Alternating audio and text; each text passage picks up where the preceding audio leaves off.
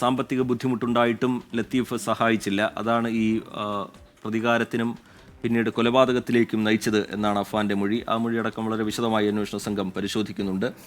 ഇപ്പോൾ ലത്തീഫിൻ്റെ ഫോൺ കണ്ടെത്താനുള്ള ശ്രമമാണ് അന്വേഷണ സംഘത്തിൻ്റെ ഭാഗത്തു നിന്നുണ്ടാകുന്നത്. അതിൻ്റെ തത്സമയ ദൃശ്യങ്ങളാണ്, പരിശോധനയുടെ തെളിവെടുപ്പിൻ്റെ തത്സമയ ദൃശ്യങ്ങളാണ് പ്രേക്ഷകർ കാണുന്നത്. അഫാനുമായി സമീപത്തെ പറമ്പിലേക്ക് അന്വേഷണ സംഘം എത്തിയിട്ടുണ്ട്. അവിടെ ഫോൺ വലിച്ചെറിഞ്ഞു എന്നാണ് അഫാൻ നൽകിയിരിക്കുന്ന മൊഴി. അതിൻ്റെ അടിസ്ഥാനത്തിൽ അഫാൻ ചൂണ്ടിക്കാട്ടിയ സ്ഥലങ്ങളിൽ അന്വേഷണ സംഘത്തിൻ്റെ പരിശോധന ഇപ്പോൾ അവിടെ നടക്കുകയാണ്. ഏറ്റവും നിർണായകമായി കേസുമായി ബന്ധപ്പെട്ട് ചുരുളഴിക്കാനുള്ള വളരെ പ്രധാനപ്പെട്ട തെളിവെടുപ്പാണ്, വളരെ പ്രധാനപ്പെട്ട നടപടികളാണ് അന്വേഷണ സംഘത്തിൻ്റെ ഭാഗത്തുനിന്ന് ഉണ്ടാവുന്നത്. ക്രൂരമായാണ് ലത്തീഫിനെ കൊലപ്പെടുത്തിയത് എന്നടക്കമുള്ള വിവരങ്ങൾ നേരത്തെ പുറത്തു വന്നിട്ടുണ്ട്. തലക്കടിച്ച്, ഒരുപാട് തവണ തലക്കടിച്ച് കൊലപ്പെടുത്തി എന്നുള്ളതാണ് ഈ ഘട്ടത്തിൽ മനസ്സിലാക്കുന്നത്. ഫോൺ എവിടെ എന്നുള്ളത് പ്രധാനമാണ്. അത് കണ്ടെത്താനുള്ള ശ്രമം ഉണ്ടാകുന്നു. ലത്തീഫിൻ്റെ വീട്ടിലെ അലമാര തുറക്കാൻ പ്രതി ശ്രമിച്ചിരുന്നു എന്ന തരത്തിലുള്ള വിവരങ്ങളുണ്ട്. അതിലൊക്കെ വ്യക്തത തേടുകയാണ് അന്വേഷണ സംഘം. 6 മണിക്കൂറിനിടെ 5 പേരെയാണ് അതിക്രൂരമായി കൊലപ്പെടുത്തിയത്. നാടിനൊന്നാകെ വലിയ ഞെട്ടലുണ്ടാക്കിയ കൊലപാതകം. അതിൽ നിർണായക തെളിവുകൾ ശേഖരിക്കുന്നു അന്വേഷണ സംഘം. അതിൻ്റെ തത്സമയ ദൃശ്യങ്ങൾ പ്രേക്ഷകർ കാണുന്നു. ഷഫീദ് റാവുത്തർ വിവരങ്ങളുമായി ചേരുന്നു. ഷഫീദ്, തുടരാം. ഷഫീദ്,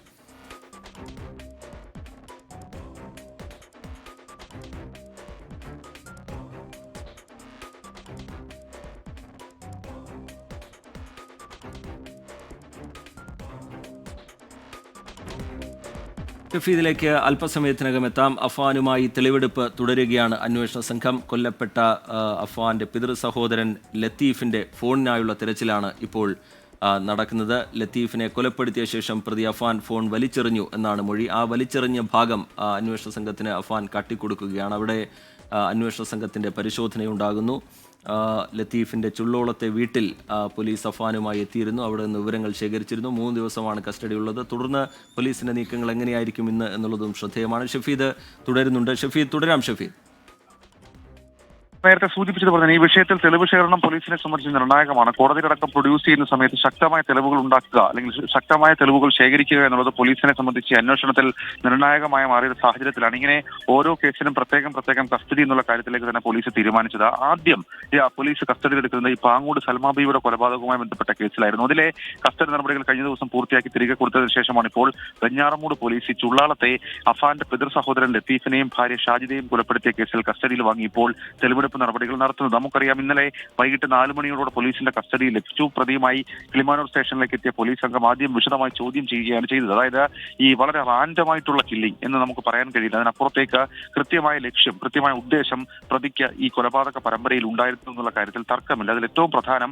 പലതരത്തിലുള്ള വിവരങ്ങൾ പുറത്തു വന്നപ്പോൾ കഴിഞ്ഞ ദിവസം ഈ അഫാന്റെ മാതാവ് ഷെമി അടക്കം പങ്കുവച്ച ചില പുതിയ വിവരങ്ങളുണ്ട്. പുറത്തു പറയരുതെന്ന് പോലീസ് ഇപ്പോൾ തന്നെ പറയുന്നുണ്ട്. കാരണം ആ വിവരങ്ങൾ ഈ ഇപ്പോൾ നടക്കുന്ന തെളിവ് ശേഖരണത്തിൽ നിർണായകമാണ്. ചില ടെസ്റ്റുകൾ നമുക്ക് വെഞ്ഞാറമൂട് കൂട്ടക്കൊലപാതക കേസിൽ നമുക്ക് പ്രതീക്ഷിക്കുകയും ചെയ്യാം. ഈ ഫർസാനയോട്, ഈ പെൺസുഹൃത്ത് ഫർസാനയോട് അഫാൻ ഉണ്ടായിരുന്ന വൈരാഗ്യമാണ് ഈ പണം നൽകാത്തതിൽ, അതായത് ഈ പണയം വെക്കാൻ നൽകിയ മാല അത് തിരികെ ചോദിച്ച് സമ്മർദ്ദപ്പെടുത്തിയതിലെ വൈരാഗ്യമാണ് ഫർസാനയെ കൊലപ്പെടുത്താനുള്ള കാരണമെന്ന് പോലീസ് സ്ഥിരീകരിച്ചിരുന്നു. അപ്പോൾ ഈ കൊലപ്പെടുത്തിയ ഓരോരുത്തരോടും കൃത്യമായൊരു മോട്ടീവ്, കൃത്യമായൊരു വൈരാഗ്യം അഫാനെ സംബന്ധിച്ചിട്ടുണ്ടായിരുന്നു. മാത്രമല്ല, ഈ ഒരു ഘട്ടത്തിൽ ലത്തീഫിനെയും ഭാര്യ ഷാജിദയും കൊലപ്പെടുത്താനുള്ള കാരണമായി പോലീസ് സ്ഥിരീകരിച്ചു പറയുന്നത് ഈ പലതവണ ഈ കുടുംബത്തിന് സാമ്പത്തിക പ്രതിസന്ധി ഉണ്ടായപ്പോൾ ലത്തീഫിനോട് പണം ഉൾപ്പെടെ കാര്യങ്ങൾ ചോദിച്ചിരുന്നു. നേരത്തെ കുറച്ച് പണം നൽകിയതല്ലാതെ പിന്നീട് ഇവർ പണം ചോദിക്കുമ്പോഴൊക്കെ സഹായിക്കാൻ കടമായിട്ടാണെങ്കിലും പണം തരുമോ എന്ന് ചോദിക്കുമ്പോഴൊക്കെ ലത്തീഫിന്റെ ഭാഗത്ത് നിന്ന് ചില കുത്തുവാക്കുകളും അതേപോലെ തന്നെ ഈ കുടുംബത്തിന്റെ ചില ചെയ്തികളടക്കം ചോദ്യം ചെയ്യുന്ന തരത്തിലേക്കുള്ള പ്രവണതകളും ലത്തീഫിന്റെ ഭാഗത്തു നിന്നുണ്ടായിരുന്നു. അതടക്കം വലിയ തരത്തിൽ ഈ കുടുംബത്തിന് പ്രശ്നമുണ്ടായിരുന്നു. ഇപ്പോൾ നമുക്ക് ദൃശ്യങ്ങളിൽ കാണാൻ സാധിക്കുന്നത് ഈ ചുള്ളാളത്തെ ലത്തീഫിന്റെ വീടിന്റെ ഭാഗത്ത് നിന്ന് ഇപ്പുറത്തേക്ക് ഇപ്പോൾ മറ്റൊരു സംവിധാനം കൂടി മൊബൈൽ ഫോൺ ഇപ്പോൾ കിട്ടിയിരിക്കുന്നു.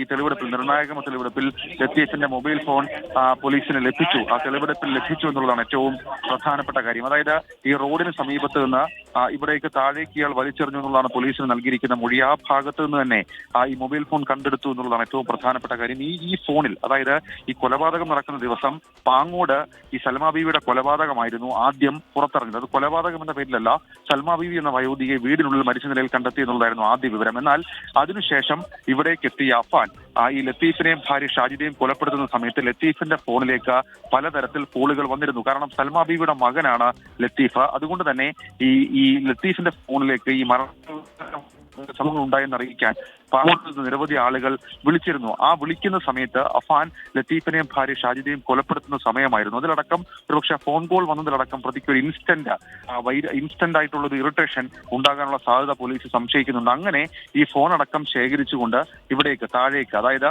ഈ പെരുമലയിലേക്ക് പോകുന്ന റോഡിന്റെ ഭാഗത്തേക്ക് എത്തി. ഇവിടെ നിന്ന് താഴേക്ക്, ഇതൊരു പറമ്പാണ്, റബ്ബർ തോട്ടമാണ്, ഇവിടെ നിന്ന് താഴേക്ക് വലിച്ചെറിഞ്ഞു എന്നുള്ളതാണ് പോലീസ് ഇപ്പോൾ പറയുന്ന കാര്യം. അതായത് ഈ കൊലപാതകത്തിന് ശേഷം ലത്തീഫുമായി ബന്ധപ്പെട്ട ബിലോങ്ങിങ്സുകളെല്ലാം ഇവിടെ ഉപേക്ഷിച്ചു എന്നുള്ളതാണ്. അതിലൊരു താക്കോലും അതേപോലെ മൊബൈൽ ഫോണും പോലീസ് പ്രധാനമായും സംശയിച്ചു. അതിൽ മൊബൈൽ ഫോൺ പോലീസ് ഇപ്പോൾ ഈ തെളിവെടുപ്പിൽ നിർണായകമായിട്ടുള്ള തെളിവെടുപ്പിൽ കണ്ടെടുത്തിട്ടുണ്ട്. അപ്പോൾ ഈ വെഞ്ഞാറമൂട് കൂട്ടക്കൊലപാതകവുമായി ബന്ധപ്പെട്ട് ഏറ്റവും പോലീസിന് ചലഞ്ചിങ് ആയിട്ടുള്ളത് ഈ ചുള്ളാളത്തെ കൊലപാതകമായിരുന്നു. അപ്പോൾ ഈ ചുള്ളാളത്തെ കൊലപാതക കേസിൽ വളരെ സുപ്രധാനമായിട്ടുള്ളൊരു തെളിവ് അത് പോലീസിന് ലഭിച്ചിട്ടുണ്ട്. കണ്ടെടുത്തു എന്നുള്ളതാണ് ഏറ്റവും ശ്രദ്ധേയമായിട്ടുള്ള കാര്യം. ആ തെളിവെടുപ്പിനിടെ ഏതാണ്ട് 20 മിനിറ്റിലധികം സമയം തുടർന്ന തെളിവെടുപ്പിനിടെ ആ മൊബൈൽ ഫോൺ കണ്ടെടുക്കാൻ കഴിഞ്ഞിട്ടുണ്ട്. അത് പോലീസിനെ സംബന്ധിച്ച്, ഈ അന്വേഷണത്തെ സംബന്ധിച്ച് വളരെ നിർണായകമായ ഒരു നീക്കമായി നമുക്ക് ചൂണ്ടിക്കാണിക്കാനും കഴിയും. ഏതായാലും ആ തെളിവെടുപ്പ് നടപടികൾ തുടരുകയാണ്. ഒരു പക്ഷേ ഈ മൊബൈൽ ഫോൺ ലഭിച്ച സാഹചര്യത്തിൽ ഇവിടുത്തെ തെളിവെടുപ്പ് താൽക്കാലികമായി അവസാനിപ്പിച്ച് പേരുമലയുടെ വീട്ടിലേക്ക് പോകാനുള്ള സാധ്യതയുണ്ട്.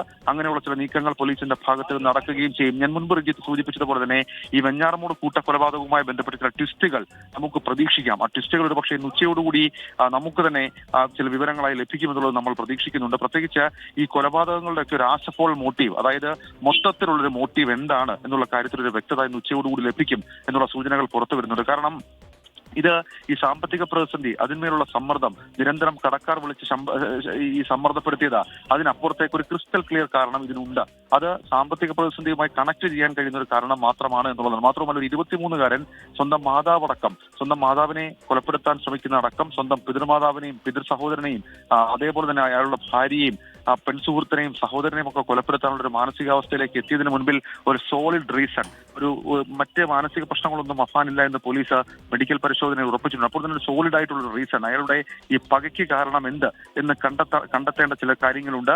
അതിന്മേലുള്ള ചില അന്വേഷണങ്ങൾ പോലീസ് നടത്തി വരികയായിരുന്നു. ഇപ്പോൾ മൂന്ന് പോലീസ് സ്റ്റേഷനുകളിലെ SHOമാർ, അതായത് പാങ്ങോട് പോലീസ് സ്റ്റേഷനിലെ SHO, അതേപോലെ വെഞ്ഞാറമൂട് SHO, കൂടാതെ കുമാനൂർ SHO, ഇവരുടെ നേതൃത്വത്തിലാണ് ഈ അന്വേഷണം നടത്തുക. അവരുടെ സംയുക്ത ചോദ്യം ചെയ്യൽ ഉൾപ്പെടെ അവരുടെ കഴിഞ്ഞ ദിവസത്തെ മീറ്റിംഗിലടക്കം ചില നിർണായകമായിട്ടുള്ള വിവരങ്ങൾ ലഭിച്ചിട്ടുണ്ട്. ആ വിവരങ്ങൾ നമുക്ക് തൊട്ടടുത്ത മണിക്കൂർ സ്ഥിരീകരിക്കാം. ഏതായാലും ചുള്ളാളത്തെ വീടിന് തൊട്ടടുത്തുള്ള 500 മീറ്റർ അകലെയുള്ള ആ പറമ്പിലെ തെളിവെടുപ്പ് നടപടികൾ പൂർത്തിയായിരിക്കുന്നു. അവിടെ പോലീസിനെ സംബന്ധിച്ച് തെളിവെടുപ്പ് പോസിറ്റീവായി മാറുന്നുണ്ട്. കാരണം ഒരു മൊബൈൽ ഫോൺ, അത് ലത്തീഫിന്റെ മൊബൈൽ ഫോണാണ്. കൊലപാതക ശേഷം ലത്തീഫിന് നിരന്തരം ഫോൺ കോൾ വന്നപ്പോൾ പേരുമലയിലേക്കുള്ള യാത്രക്കിടെ അഫാൻ വലിച്ചെറിഞ്ഞ അഫാൻ തെളിവ് നശിപ്പിക്കാൻ ശ്രമിച്ച ആ മൊബൈൽ ഫോൺ ഇപ്പോൾ പോലീസിൽ കണ്ടെടുത്തിട്ടുണ്ട്. ഒരു താക്കോൽ കൂട്ടവും പോലീസ് കണ്ടെടുത്തു എന്നുള്ളതാണ് ഇവിടെ നമുക്ക് പങ്കുവയ്ക്കാൻ കഴിയുന്ന വിവരം. ഈ തെളിവെടുപ്പിന്റെ ഏതെങ്കിലും ഒരു ഘട്ടത്തിൽ അഫാന്റെ മുഖത്ത് നിസ്സംഗത ഉണ്ടായിരുന്നില്ല. അല്പസമയം മുൻപ് അഫാൻ തന്നെ പോലീസ് ഉദ്യോഗസ്ഥരോട് വിവരിക്കുന്നുണ്ടായിരുന്നു. അതായത് ഈ കൊലപാതക ശേഷം ഇങ്ങോട്ടേക്ക് വന്ന് ഞാൻ ഇവിടെ വലിച്ചെറിഞ്ഞു എന്ന് അഫാൻ വിവരിക്കുന്ന മാനസികാവസ്ഥയിലേക്ക് ഒരു 23-കാരൻ എത്തി എന്നുള്ളതാണ് നമ്മളെ സംബന്ധിച്ച് അത്ഭുതം തോന്നുന്ന മൂക്കത്ത്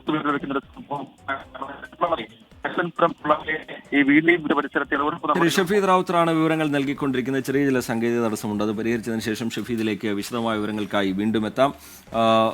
വെഞ്ഞാറമൂട് കൊലപാതക പരമ്പരയിലെ വളരെ പ്രധാനപ്പെട്ട കേസിൽ, ലത്തീഫിന്റെ കൊലപാതകവുമായി ബന്ധപ്പെട്ട കേസിൽ നിർണായകമായ തെളിവ് അന്വേഷണ സംഘം കണ്ടെത്തിയിരിക്കുന്നു.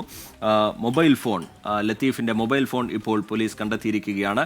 അഫാൻ ചൂണ്ടിക്കാട്ടിയ സ്ഥലത്ത് അന്വേഷണ സംഘം നടത്തിയ പരിശോധനയിലാണ് ഈ ഫോൺ കണ്ടെത്തിയിരിക്കുന്നത്. ഈ ലത്തീഫിന്റെ കൊലപാതകവുമായി ബന്ധപ്പെട്ട് എന്താണ് അതിന്റെ കാരണം, പൊതുവായി ഈ ഒരു 23-കാരൻ ഇത്രയും വലിയൊരു കൊടും ക്രൂരത ചെയ്തതിന് എന്താണ് കാരണം എന്ന്, അതിന്റെ മോട്ടീവ് എന്താണ് എന്നത് സംബന്ധിച്ചുള്ള വ്യക്തതയിലേക്ക് അന്വേഷണ സംഘം എത്തുകയാണ്. അതിന്റെ ഭാഗമായി നടന്ന ഏറ്റവും പ്രധാനപ്പെട്ട തെളിവെടുപ്പായിരുന്നു ഇത്. 3 ദിവസത്തെ കസ്റ്റഡിയാണ് അന്വേഷണ സംഘത്തിന് മുമ്പിലുള്ളത്. തുടർന്നുള്ള പോലീസിന്റെ നീക്കങ്ങളും നിർണായകമാണ്. എന്തായാലും കൂടുതൽ കാര്യങ്ങൾ ഈ കേസുമായി ബന്ധപ്പെട്ട് വരും മണിക്കൂറുകളിൽ പുറത്തുവരും എന്നുള്ള കാര്യം ഉറപ്പാണ്.